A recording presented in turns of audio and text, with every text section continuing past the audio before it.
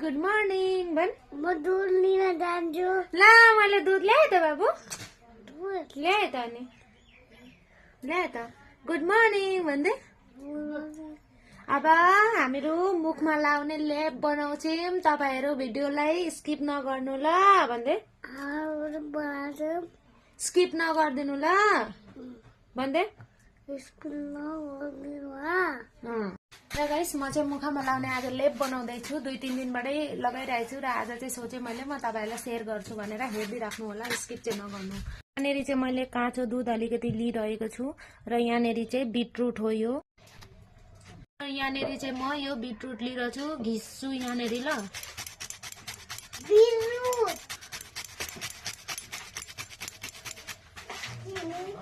अलिकति मजाले घिसिएको छैन किनकि यो चाम्रो भइसकेछ। अस्तिदेखिबाटै म यही लगाइरहेको छु चाहिँ।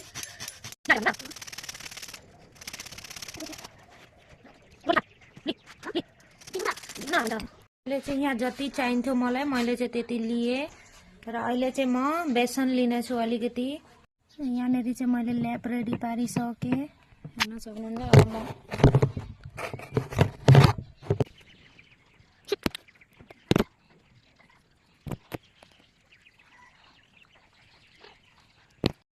अब मैले चाहिँ यो लगाइसकिसकेँ हैन। 15 मिनट चाहिँ राख्नुपर्छ। त्यसको बादमा सुखे पछाडि यसको मतलब राम्ररी धुनुपर्छ। त्यसको बादमा म तपाईलाई देखाउँछु।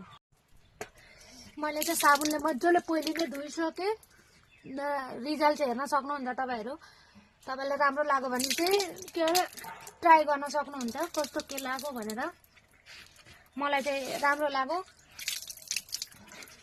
मैले चाहिँ 2-3 दिनबाट गरिरहेको छु यस्तो खालको। बेसन अलिकति अनि त्यहाँबाट काँचो दुध अनि त्यहाँबाट अलिकति बिटरुट भएन भने हल्दी पनि हालेर गर्न सक्नुहुन्छ। तर यो चाहिँ बिटरुट हालेर चाहिँ यस्तो राम्रो हुँदो रहेछ नि। अलिकति ध्यान त आफूमाथि पनि दिनु पर्यो नि त कोही कोही बेला।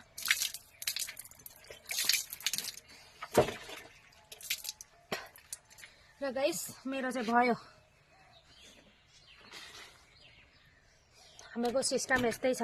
मुख धुयोरो अनि त्यहाँबाट आफ्नै कपडाले मुख पुसो। हेर्न सक्नुहुन्छ त। Wow beautiful girl. Guys next भिडियोमा मिल्ने छौँ हामीहरू। By by. अहिलेको लागि टाटा।